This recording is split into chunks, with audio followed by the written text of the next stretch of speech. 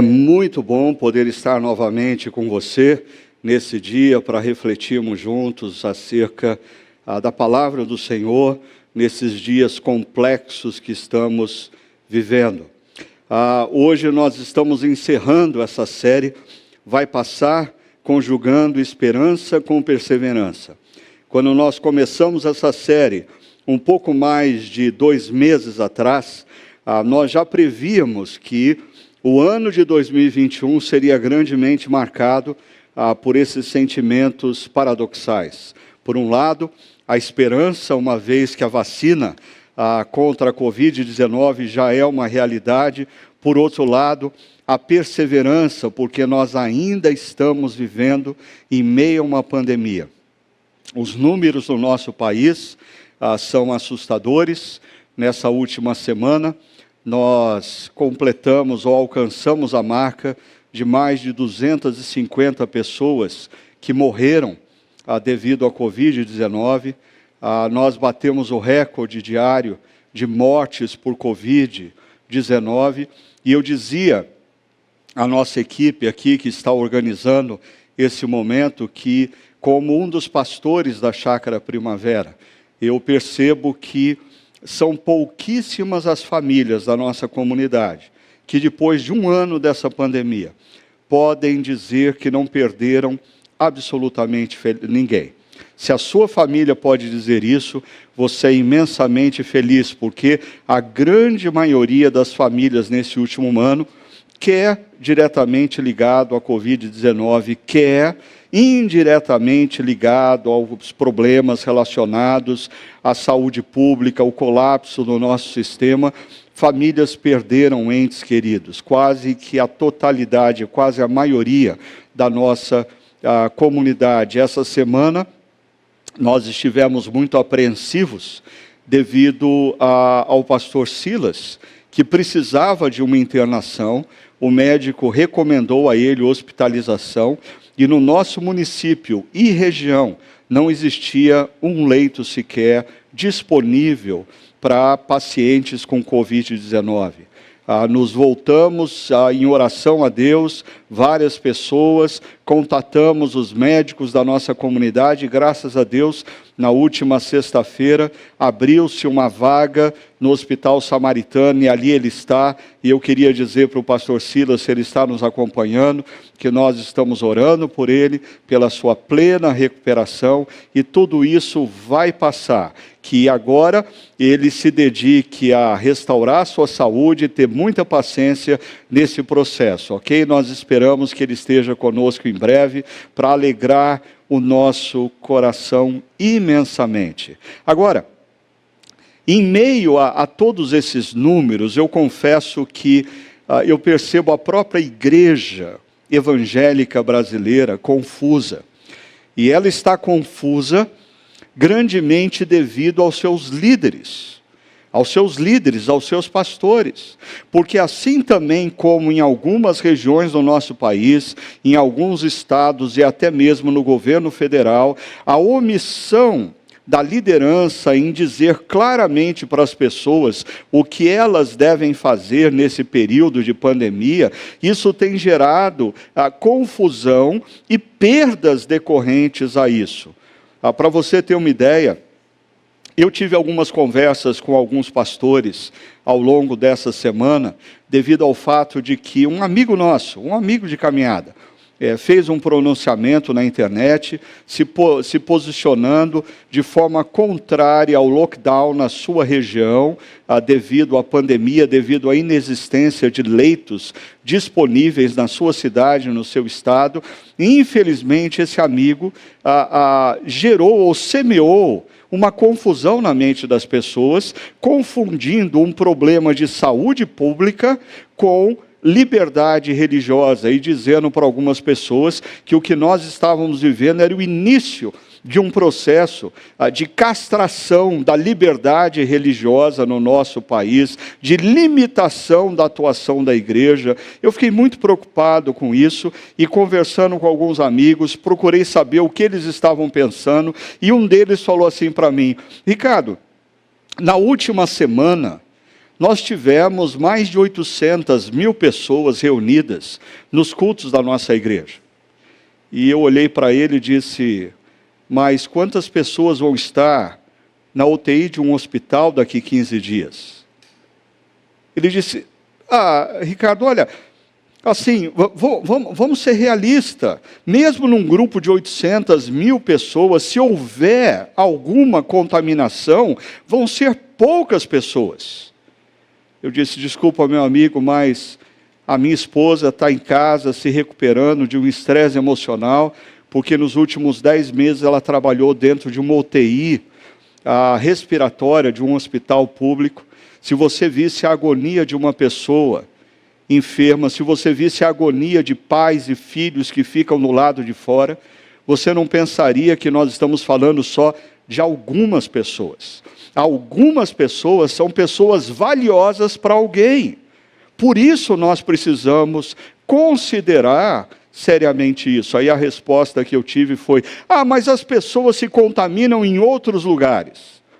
Eu disse, ok, mas vai ser muito bom na minha comunidade cristã, aquelas pessoas que forem contaminadas, que sofrerem, mesmo a apreensão, a possível perda de um ente querido, elas tenham a plena convicção de que elas não foram contaminadas, porque a igreja insistiu em permanecer aberta e dizer para os crentes que era pecado ficar em casa e agora era hora da gente ter coragem para adorar a Deus.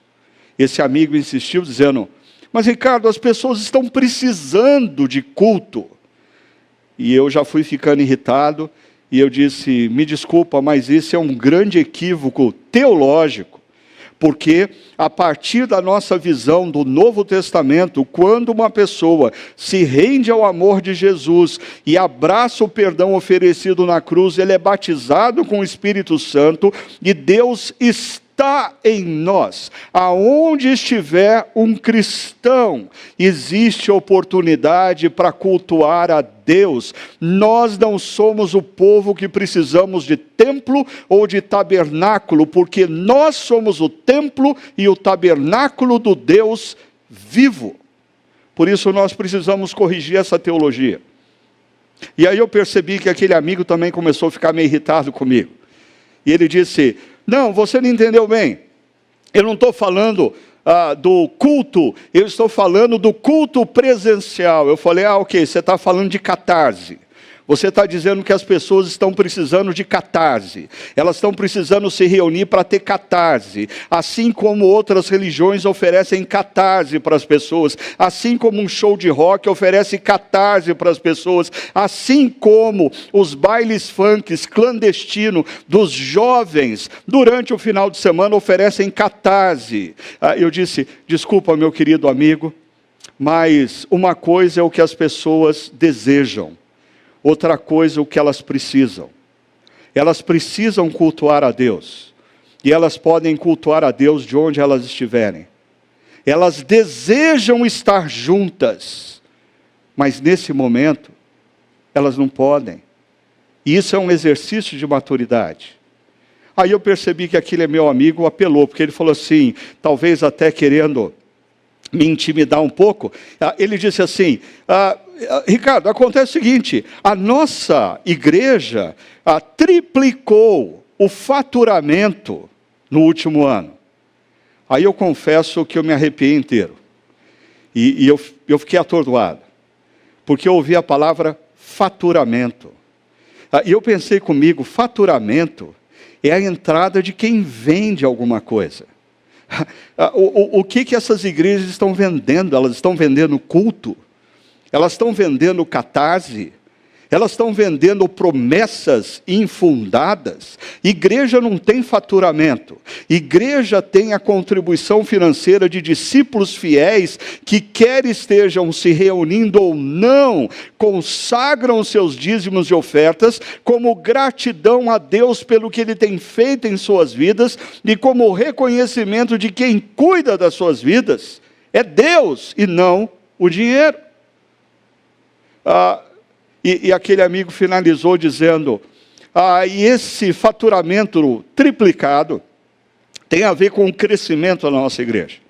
Nossa igreja tem crescido muito, nesses últimos meses, com pessoas oriundas de igrejas pentecostais, neopentecostais e, inclusive, igrejas como a sua que estão fechadas e igrejas menores que não têm estrutura financeira para poder ter o seu culto online. Aí eu falei, ok, meu querido, a gente vai parar por aqui, porque agora eu estou percebendo que a gente não está trabalhando no mesmo ramo. Eu não estou no business que algumas pessoas entendem que a igreja é. Para mim, esse tipo de crescimento não passa de inchaço. E eu sonho com comunidades cristãs que, nesse momento, se comprometam mais e mais com o Deus que se faz presente na vida de cada um de nós. Eu sonho com comunidades cristãs que mostrem para o Brasil e para o mundo que nós nos importamos com vidas. Eu sonho com comunidades cristãs que tenham homens e mulheres que no seu dia a dia, não apenas no domingo, se mostrem altamente responsáveis para com esse momento, porque tudo isso é missão, tudo isso é parte do testemunho que a igreja deve dar como uma comunidade alternativa, como uma proposta alternativa no mundo, cercado pela polarização, pelo ódio e pela confusão. E é um pouco sobre isso que eu queria conversar com você hoje. Porque nós temos falado um pouco acerca dos capítulos 10, 11, 12, 13 de Hebreus. Hoje nós chegamos no capítulo 13, encerrando a nossa série. E enquanto nós falamos disso, nós temos desafiado você a perceber como homens e mulheres do passado conjugaram perseverança com esperança. Agora, quando você olha para a carta aos Hebreus, você vai perceber que essa carta, ela é escrita num contexto de grande polarização, apreensão e confusão. Deixa eu explicar isso. Primeiro, polarização.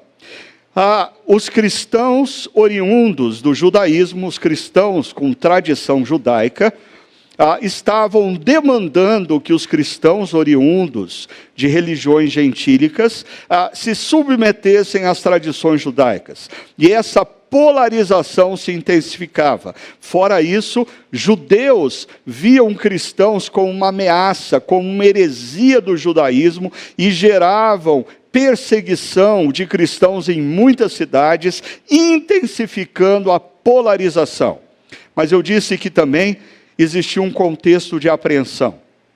A apreensão porque as revoltas de judeus radicais em Jerusalém, na Judéia e na Galileia já haviam se iniciado. Revoltas contra Roma, revoltas contra o imperador romano, não se submetendo ao governo dos romanos. E os romanos não conseguiam fazer uma clara distinção entre judeus rebeldes e judeus não rebeldes, e ainda mais não sabia fazer qualquer distinção entre judeus e cristãos. Para eles, os cristãos eram uma seita dentro do judaísmo. Então crescia a apreensão acerca do que seria o futuro daqueles que se consideravam ou judeus ou cristãos. E ainda confusão. Por quê? Porque mestres judaizantes espalhavam fake news por todos os lugares, por todas as cidades, em todas as comunidades, ensinando mentiras. E o grande problema é que quando você repete uma mentira, as pessoas começam a compartilhá-la como se fosse uma verdade. E a comunidade cristã primitiva estava confusa sobre voltar ao judaísmo, continuar no cristianismo, fazer uma síntese do judaísmo e do cristianismo, ou abandonar a religiosidade e se entregar aos deuses pagãos, o que abria as portas para muitos cristãos voltarem à sua atividade profissional, por exemplo. Assim, diante desse contexto de polarização, apreensão e confusão, o autor de Hebreus apresenta uma proposta alternativa. E essa proposta alternativa não tem a ver com um projeto de conquista do poder político. Não tem a ver com se tornar 51% da população e instalar os valores e os princípios cristãos. Não tem a ver com eleger, se fosse possível na época, um imperador cristão para ele, por decreto-lei, dizer que a partir daquele momento todos os valores e princípios que regiam o Império Romano deveriam ser cristãos. Por sinal, isso mais tarde acontece e foi um grande golpe para a igreja. Não deu certo isso. Mas a proposta alternativa que o autor de Hebreus nos oferece é pensando em vidas que compreendem o Evangelho de Jesus, se rendem a esse Evangelho, abraçam o perdão de Deus e com isso são reconectadas a uma relação com Deus, vivendo o poder fascinante e transformador do Evangelho em suas vidas. Na medida em que homens e mulheres se rendiam a Jesus e se transformavam em discípulos de Jesus, eles iam gradativamente sendo impactados pelo poder fascinante do Espírito Santo de Deus. As suas vidas iam sendo transformadas, os seus hábitos iam sendo mudados, eles não falavam mais como seus contemporâneos, eles não agiam orientados pelos mesmos sentimentos, porque o Senhor deles não era César, o Senhor deles era Cristo, e eles olhavam para Cristo e procuravam imitar a Cristo num mundo cercado por polarização, cercado pela apreensão e incertezas em relação ao futuro, cercado pela confusão. Então, essa proposta alternativa, ela poderia ser explicada como 4 colunas básicas de um edifício. E eu queria mostrar para vocês rapidamente quais são essas colunas que o autor de Hebreus, nos primeiros 7 versos de Hebreus 13, nos apresenta. Primeiro, os relacionamentos. Aqueles que seguem a Jesus vivem nos seus relacionamentos interpessoais uma proposta alternativa à sociedade de então. Segundo, o casamento.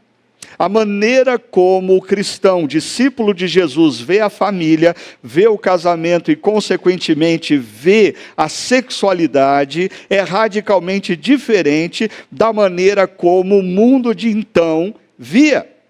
Uma terceira coluna tem a ver com dinheiro. A maneira como o discípulo de Cristo, impactado pela graça, sendo alvo do poder fascinante e transformador do Espírito Santo, ele passa a lidar com o dinheiro de uma outra forma. Antes ele servia o dinheiro, agora o dinheiro serve ele na missão do reino de Deus. E uma quarta coluna diz respeito à espiritualidade. Como que os discípulos de Cristo viviam a espiritualidade. Então, numa sociedade dominada e regida pela polarização, pela apreensão em relação ao futuro e pela confusão de ensinamentos, a comunidade cristã, os discípulos de Cristo, homens e mulheres que seguem a Jesus, deveriam emergir na sociedade mostrando uma alternativa para os relacionamentos, uma alternativa para a vida conjugal, uma alternativa na relação com o dinheiro, uma alternativa na espiritualidade. Então, deixe-me começar a mostrar para você como que o autor de Hebreus organiza essas ideias. Ele começa com o verso 1 dizendo: seja constante o amor fraternal. E essa expressão, um imperativo no grego, seja constante, tem tudo a ver com o que nós temos conversado sobre perseverança. Ser constante é sinônimo de perseverar, de se manter firme num determinado propósito. O que o autor de Hebreus está dizendo é que nós devemos nos manter firmes no propósito de amar. Firmes no propósito de amar. Agora, essas duas palavras que nós temos aqui, amor fraternal, no grego é também a junção de duas palavras, philos, Delfia, Filos, um dos tipos de amor que é identificado como amor fraterno. Por quê? Porque Delfia se refere àqueles que são irmãos e irmãs do mesmo Pai. Perceba, o autor de Hebreus não está falando aqui do amor ao próximo de maneira genérica. Ele está falando aqui do amor aos irmãos e irmãs de caminhada cristã. O amor àqueles que estão ao redor da mesa do Pai.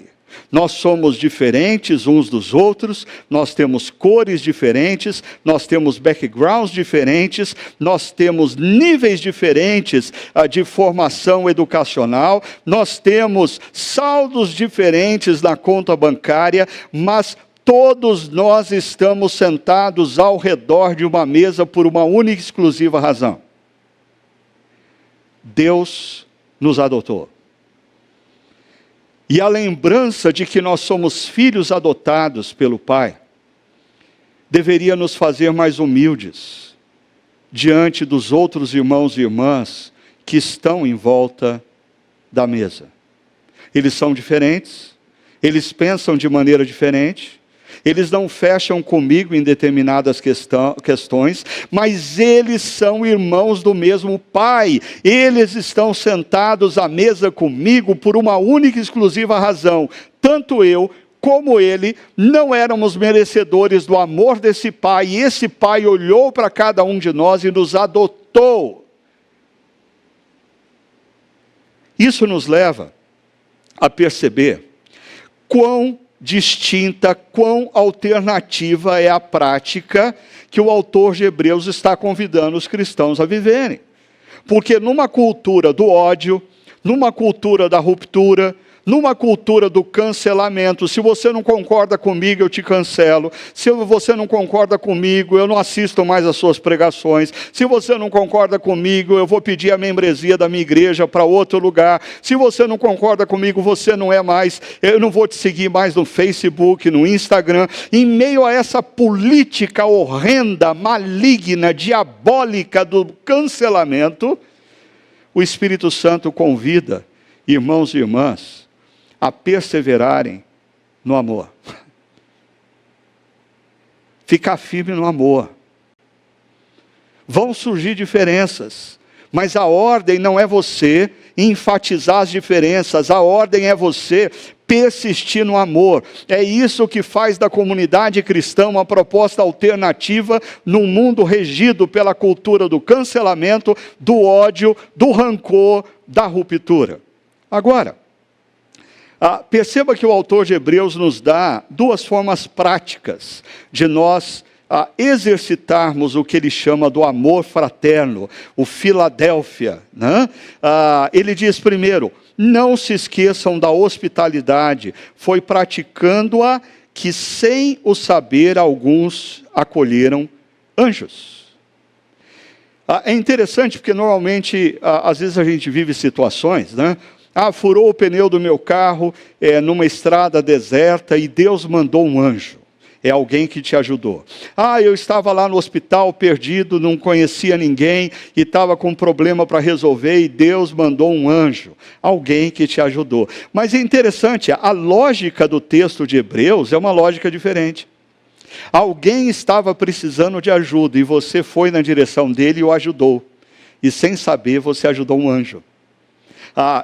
Claro, o autor de Hebreus, ele está fazendo menção de histórias, principalmente do Velho Testamento, que esses leitores conheciam muito bem, de Abraão, Gideão e outros personagens que acolheram pessoas nas suas casas e não sabiam num primeiro momento, mas estavam acolhendo anjos. Eu queria convidar você a pensar nisso, porque a gente está sempre atento e chamando de anjo quem nos ajuda.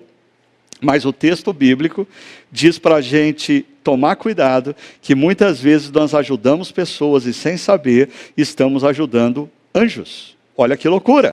Mas o texto diz, não se esqueçam da hospitalidade. E aqui o não se esqueçam é mais um imperativo desse texto. E eu queria chamar a sua atenção para esse termo hospitalidade, porque já que hoje a gente já aprendeu o Philos, Délfia, agora nós vamos aprender o Philos, o amor, exenia, ou aportuguesando, xenia, que vem de xeno, xenofobia, medo do diferente, aqui é amor ao diferente, amor ao estranho. É interessante, dentro do Filadélfia, dentro do amor por aqueles que estão sentados à mesa, porque são filhos do mesmo Pai.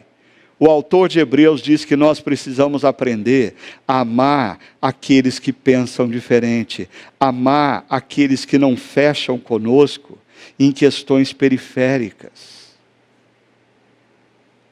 E aí eu consigo entender que o termo hospitalidade aqui, sim, que estava grandemente ligado ao fato de que no primeiro século não existia resort, não existia hotel, não existia pousada, não existia Airbnb. Então as pessoas que viajavam dependiam grandemente do filoexenia, das pessoas da vila que os convidavam a estarem com eles. Então, esse nível de acolhimento poderia ser a cessão de um pedaço de terreno para um acampamento, ou a hospedagem num cômodo à parte da casa, ou às vezes até mesmo a hospedagem na própria casa. Mas tudo isso tem um sentido ainda maior, é o acolhimento, a capacidade de eu acolher o irmão e a irmã que pensa de forma diferente no que é periférico.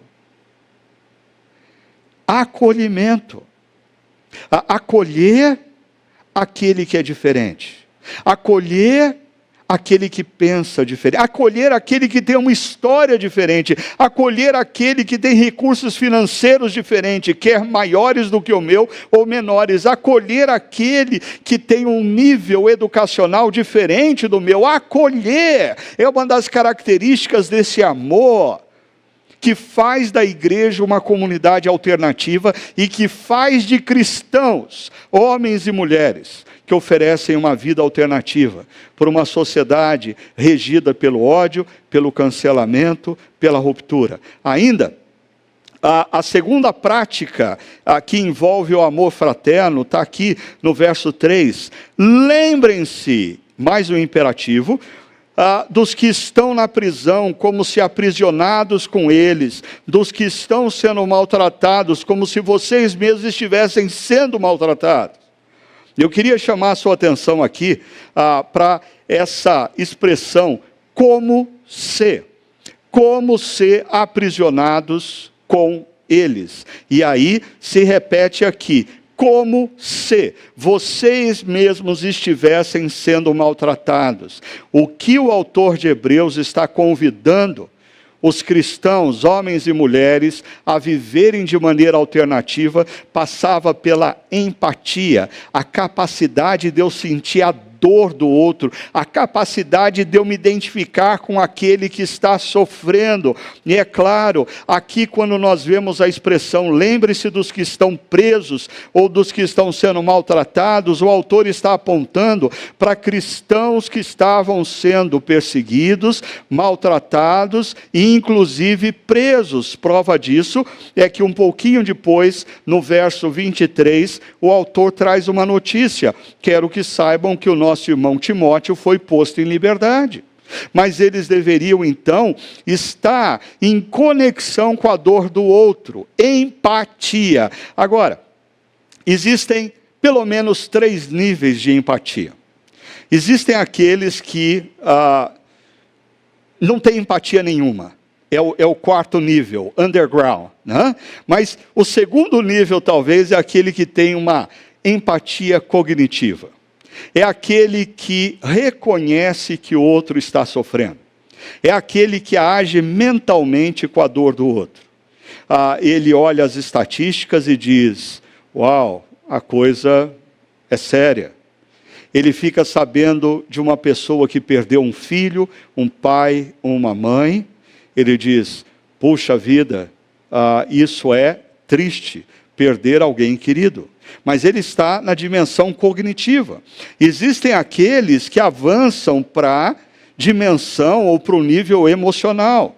E eles choram com aqueles que estão perdendo seus entes queridos, choram com aqueles que estão sofrendo.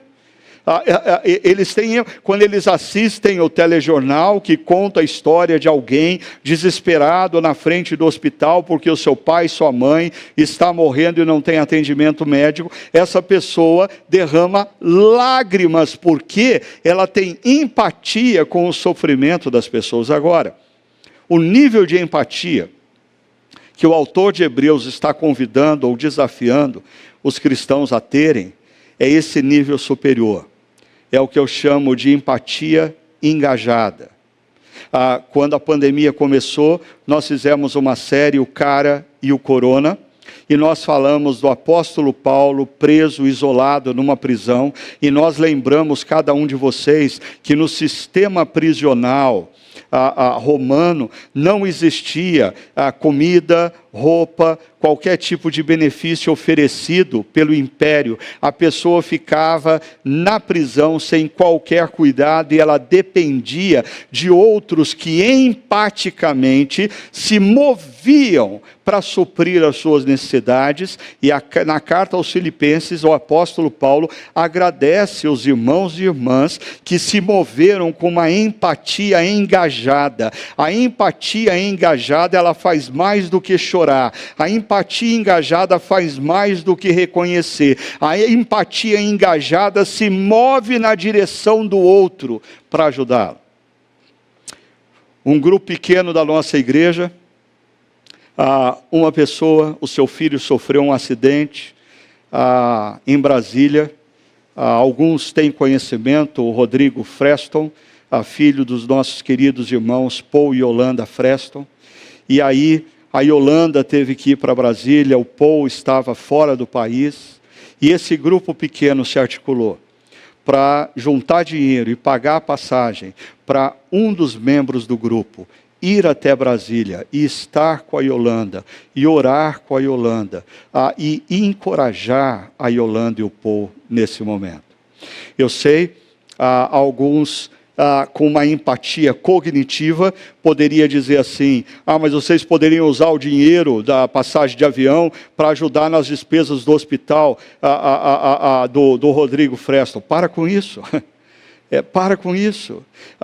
10 dias atrás, eu passei por uma experiência muito complicada. Um amigo muito querido, um casal de amigos querido da minha juventude, eles perderam em 24 horas uma filha de 22 anos de idade, a mesma idade da minha filha mais nova. E eu sabia que o enterro, o funeral ia ser na manhã seguinte, e apesar de já ter sido comunicado, como tem sido, que seria restrito aos familiares e a poucas pessoas, eu peguei meu carro, eu falei, eu não posso ficar aqui parado. Eu fui na direção daquele amigo, e quando eu cheguei lá, de fato, ele estava com as duas mãos no caixão, olhando para sua filha, e eu simplesmente coloquei a mão no ombro dele e disse, meu amigo, eu não tenho palavras, eu só vim aqui para chorar com você. Eu só vim aqui para chorar com você. Quando nós nos movemos na direção daqueles que sofrem, para fazer algo por eles, nós estamos praticando essa empatia engajada. Não a empatia emocional, a cognitiva e o underground aqui, o indivíduo que não tem empatia nenhuma, o indivíduo que continua se negando ao fato de que o mundo está sofrendo com essa pandemia, pessoas estão perdendo seus filhos, seus amigos, seus parentes, seus pais, a economia está colapsando, sim, mas porque nós não tratamos da saúde pública. E agora as coisas estão se tornando cada vez mais sérias. Mas deixa eu passar para o segundo item dessa proposta alternativa, e aqui eu vou falar um pouco menos, casamento e sexualidade, porque isso aí é tema para uma outra série que nós venhamos a fazer. O autor de Hebreus é interessante, ele insere aqui casamento. E se eu estivesse falando para uma comunidade dizendo como vocês podem ser uma comunidade alternativa em Campinas, como vocês podem ser um grupo de pessoas, homens e mulheres, que mostrem uma vida alternativa na sociedade brasileira, eu pensaria em temas mais complexos como ecologia, justiça social, mas o autor de Hebreus vai na veia, diz, você tem que começar mostrando para esse mundo de relações fluídas, de relações descartáveis, dessa cultura propensa à ruptura, de que casamento é bom, e o casamento deve ser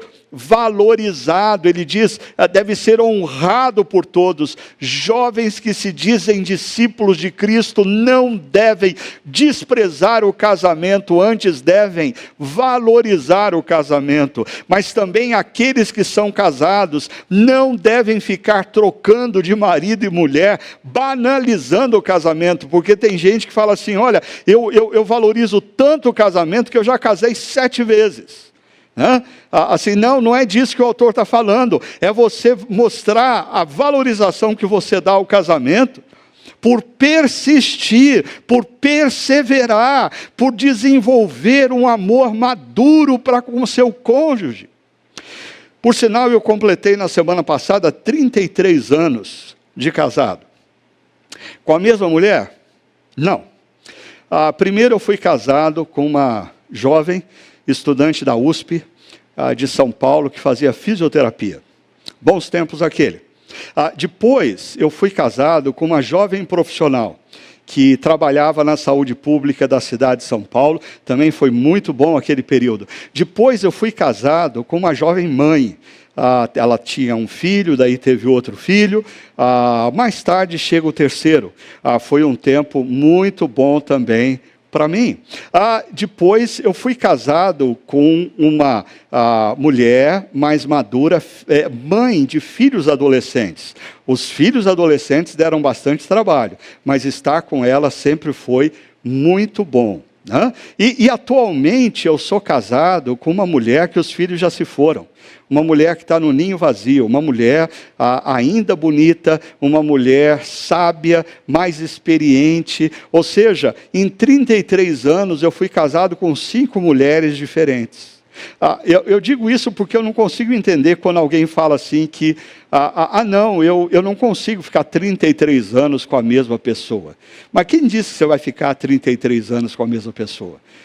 De tempos em tempos você vai perceber que aquela pessoa com quem você se casou não é mais exatamente a mesma pessoa, e você vai ter que renovar os seus votos, renovar a sua aliança. Isso faz da vida uma grande aventura. E o autor aqui de Hebreus está dizendo, o casamento numa sociedade contaminada por uma politicagem do ódio, pela ruptura, pela tendência ao rancor, deve ser a igreja deve se mostrar como uma comunidade que valoriza o casamento e não banaliza a relação conjugal. E aqui um outro ponto.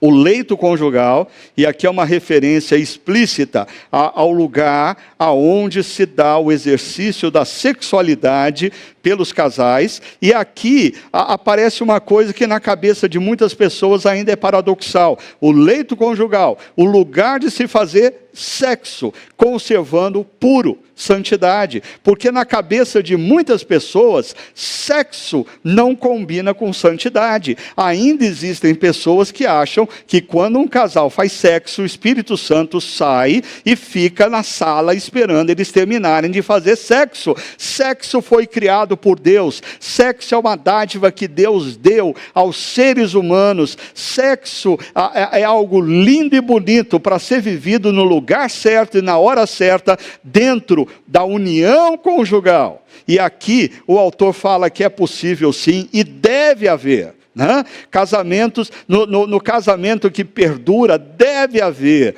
leito conjugal com sexo e santidade, o que significa também lealdade, porque ele termina dizendo: pois Deus julgará aqueles que são imorais e adúlteros, aqueles que não são leais com seus cônjuges, e se forem, não se arrependem, continuam sendo. Deus julgará essas pessoas, porque para Deus, os votos que nós assumimos no ato de fazer uma aliança com outro é coisa altamente séria.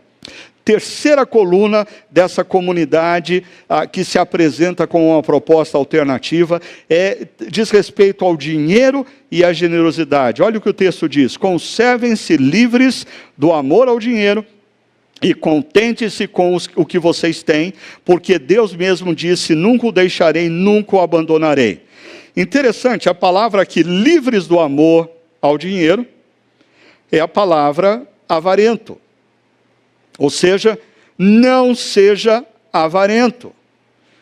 Eu cresci lendo o gibi do Walt Disney, e tinha lá o tio Patinhas, que é o ícone da avareza. Um indivíduo muito rico, que se nega a ajudar qualquer pessoa a distribuir qualquer moeda a quem está necessitando. No entanto, na medida em que eu cresci e me tornei adulto, eu aprendi que existem, na verdade, dois tipos de avarentos. Existem aqueles avarentos que têm dinheiro e existem os avarentos que não têm dinheiro. É interessante, o dinheiro tem tanto poder de fascinação sobre a vida de uma pessoa, que ele tem poder de fascinar até um indivíduo que não o tem. A pessoa vive em função do dinheiro que não tem. Existem dois tipos de pessoas que amam dinheiro: aqueles que amam dinheiro porque o têm, e aqueles que amam dinheiro que não têm. E o texto está dizendo que nós devemos nos libertar desse amor ao dinheiro, e eu sempre gosto aqui de lembrar de Richard Foster, que diz que não existe melhor maneira de você se libertar do amor ao dinheiro do que praticando a generosidade, em outras palavras, dando, ajudando outros. Quando você pega mensalmente uma determinada quantia, por exemplo, para os seus dízimos e ofertas, e você entrega isso a uma comunidade cristã, você não está só dizendo a Deus que você é grato e a Deus que você reconhece que Ele cuida de você. Você está dizendo ao seu dinheiro também que não é Ele que cuida de você e não é Ele que traz felicidade a você. Quando você separa uma outra porção e diz: esse mês eu quero ajudar um irmão, uma irmã, uma família da igreja que eu sei que está passando por dificuldades, você está dizendo para o seu dinheiro: olha quem manda em você, não é você que manda, porque o seu dinheiro, quando você fala que você vai ajudar alguém, o seu dinheiro fala assim: não, mas espera aí, por que você não compra uma coisinha para você? Não, espera aí, mas e a sua aposentadoria? Não faça isso comigo, não me dá para ninguém não, eu quero ficar com você. Pensa no carro novo que você está querendo comprar, mas quando você diz: não, eu vou pegar essa quantia de dinheiro, eu vou ajudar uma pessoa, você está dizendo para o seu dinheiro quem é que manda. Não é ele que manda em você, mas você que manda nele, sob a orientação do Deus Criador, que efetivamente te sustenta. Veja só, o texto, um pouquinho à frente, no verso 16, diz: não se esqueçam de fazer o bem e de repartir com os outros o que vocês têm, pois tais sacrifícios Deus se agrada. Está aí, a palavra sacrifício aqui é culto.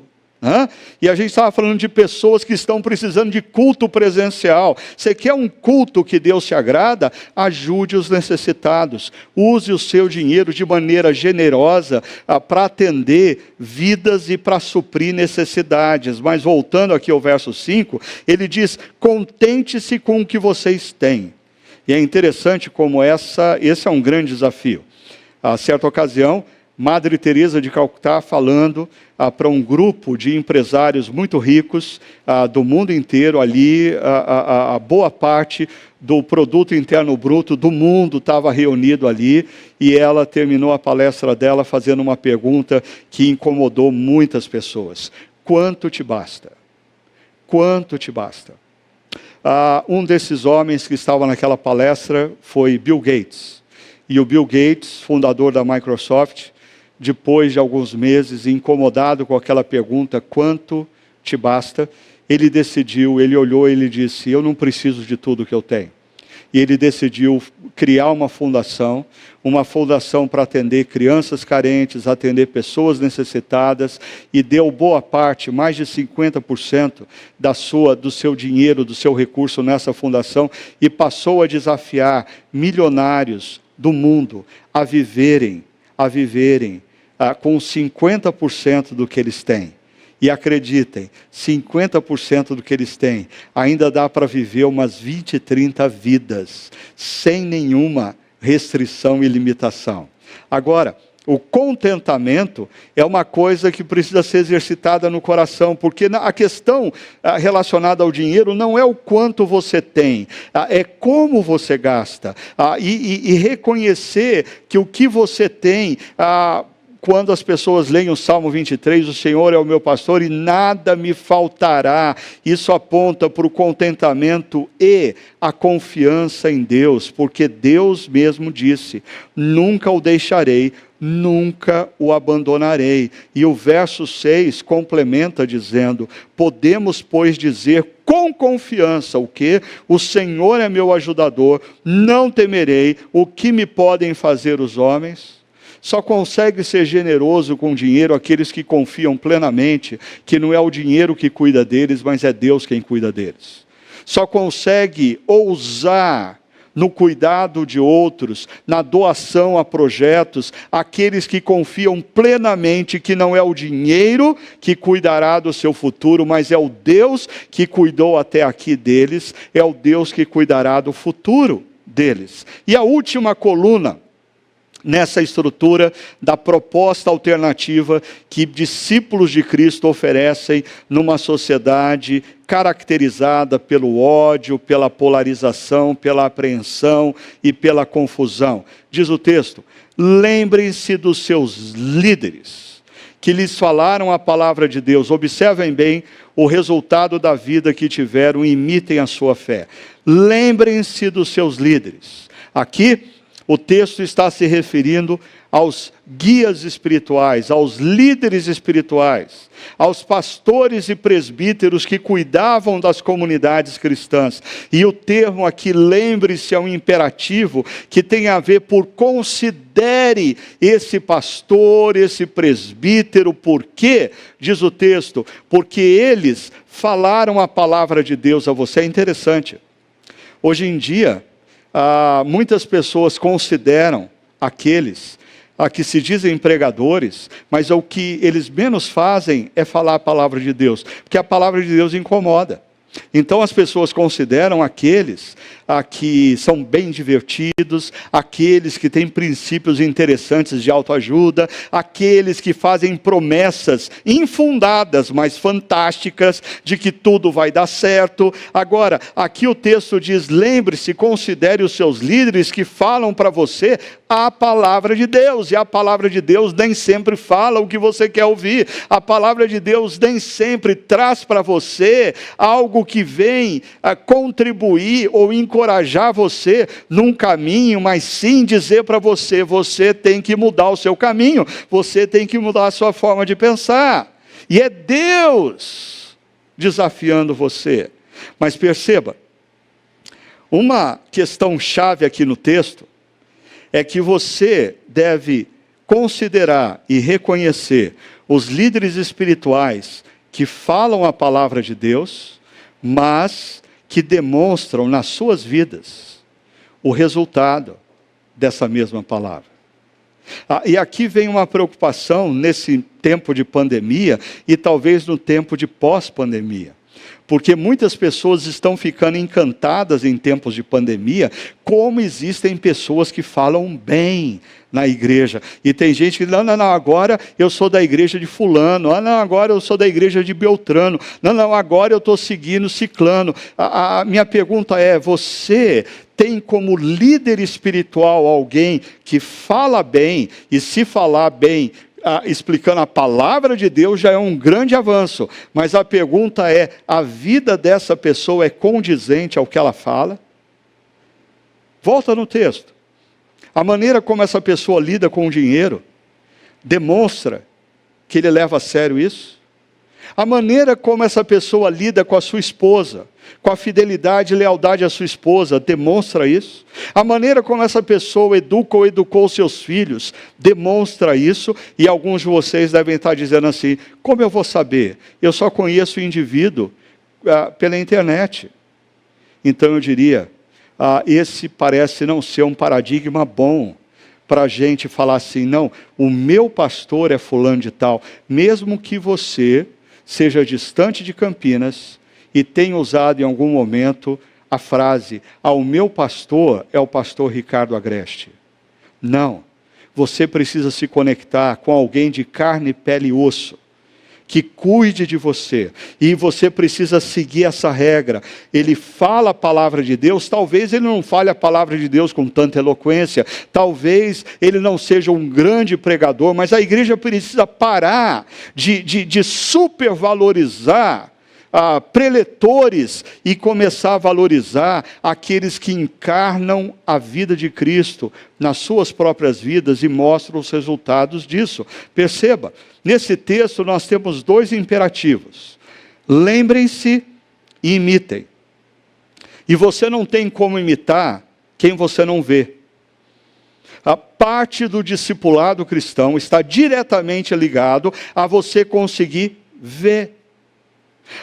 É claro, numa comunidade cristã, na medida em que ela cresce, você talvez não tenha o acesso direto para ver o seu pastor ou os seus pastores, mas você é cuidado por pessoas que veem o seu pastor, os seus presbíteros, e eles replicam a vida de Cristo, e você vê na vida dos líderes que cuidam de você isso. Ou seja, parte do discipulado cristão não tem a ver com o que nós conhecemos da palavra de Deus, mas tem a ver com o que nós vemos na vida de pessoas que vivem a palavra de Deus e nós imitamos. E no centro desse texto existe um particípio grego. E o particípio no grego, diferentemente do português, tem uma ideia mais de gerúndio, de constância. Ou seja, observem constantemente. Observem constantemente. Por quê? Como eu disse no início, existem líderes espirituais que estão felizes por causa do faturamento das suas igrejas. Existem líderes espirituais que dizem que se pessoas da sua igreja for contaminada, vão ser poucos. Mas dentre esses poucos, podem estar certamente pessoas queridas de outros.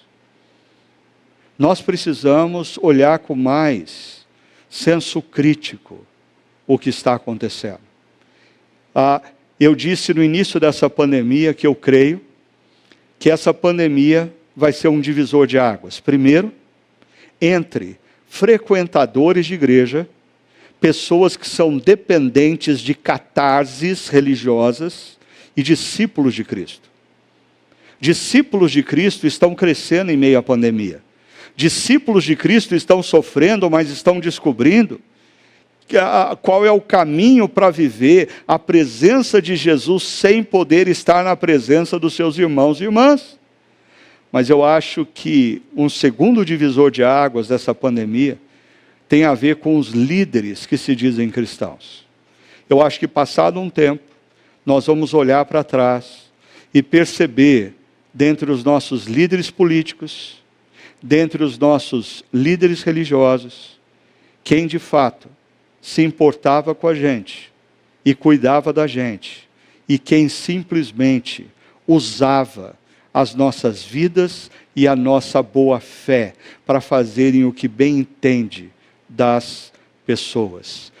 Termino dizendo que um pouco mais à frente o autor de Hebreus volta a esse tema dizendo: obedeçam aos seus líderes e submetam-se à autoridade deles, eles cuidam de vocês como quem deve prestar contas a Deus e não aos homens. Obedeçam-lhes, repete ao início do verso 17, para que o trabalho deles seja uma alegria e não um peso, pois isso não seria proveitoso para vocês. E aqui eu me lembro de um líder cristão que sempre se fez conhecido por afirmar: quando um líder está bem, todos ganham.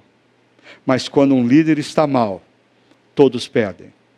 E como uma igreja faz com que o seu pastor ou o seu líder passe a ficar mal, é tornando o trabalho dele um peso.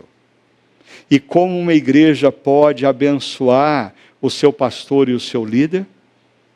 Sendo leve, correspondendo às orientações que são dadas a partir da palavra de Deus. Então, eu concluo hoje mostrando para vocês o seguinte: no contexto de uma sociedade polarizada, apreensiva e confusa, eu não estou falando da nossa sociedade atual, eu estou falando da sociedade do primeiro século, da Ásia Menor, da região da Europa ali. Era uma sociedade que estava polarizada, apreensiva e confusa, principalmente no meio cristão, no meio judaico. O que Deus nos oferece? Nos oferece uma comunidade formada por pessoas que foram impactadas pelo seu amor e pela sua graça, que foram oferecidos através de Jesus. E quando eles compreenderam quem Jesus era, eles se renderam a quem Jesus dizia ser, e eles passaram a confiar plenamente que o que Jesus Cristo fez naquela cruz foi totalmente suficiente para reconectá-los na comunhão e na relação com Deus. E sabe o que aconteceu? Eles foram selados com o Espírito Santo da promessa. E o Espírito Santo começou uma obra dentro deles de transformação. E gradativamente, esses homens e mulheres naquela sociedade polarizada, apreensiva e confusa, aqueles homens e mulheres passaram a viver o acolhimento, passaram a multiplicar a empatia, passaram a valorizar o casamento e a lealdade conjugal. Aqueles homens e mulheres passaram a usar os seus recursos financeiros para ajudar os que mais sofriam. Aqueles homens e mulheres ajudavam com seus recursos financeiros porque eles demonstravam uma confiança tremenda que Deus cuidava da vida deles. E aqueles homens e mulheres, eles pertenciam a comunidades nas quais alguns líderes zelavam pela vida deles. Líderes que não eram fantásticos, líderes que não eram famosos, líderes que não eram populares, líderes que talvez não pregavam bem, líderes que não eram popstar no mundo gospel da época, mas eles eram líderes que ensinavam a palavra e encarnavam a palavra nas suas vidas. Eles não eram perfeitos, mas eles eram consistentes e coerentes em serem discípulos que buscavam a cada dia se tornarem mais parecidos com Jesus. Aí, você olha isso e fala: ah, Ricardo, isso é impossível. Eu não consigo viver esse negócio. A minha comunidade cristã está a anos-luz desse negócio aqui. Eu queria convidar você a começar uma nova fase na sua vida. Olhe essas características e comece percebendo aonde você precisa investir nos próximos dias, semanas e meses. O que você precisa estar mais atento para você fazer parte dessa proposta alternativa, porque o nosso mundo também está marcado pela polarização, pela apreensividade, pela confusão. Nós precisamos de homens e mulheres que vivam na sociedade brasileira esses valores e iluminem o caminho de outros. E eu posso te garantir que isso é possível, sabe por quê? O autor de Hebreus termina esse trecho com o verso 7, dizendo assim: Jesus é o mesmo. O Jesus que habitava no meio das comunidades cristãs do primeiro século é o mesmo que habitou nas comunidades cristãs durante a Reforma Protestante, é o mesmo que habita nas nossas comunidades, é o mesmo que estará com os cristãos do futuro. Ele é o mesmo ontem, hoje e sempre. E se no passado Ele transformou a vida de homens e mulheres que foram diferença na sociedade em que viviam, Ele pode fazer outra vez. Ele pode fazer outra vez. Mas essa obra começa em mim e em você. Quando nós oramos, Senhor, faz de novo. Senhor, transforma a tua igreja numa proposta alternativa nessa sociedade polarizada, apreensiva e confusa que nós vivemos. Senhor, faz de novo.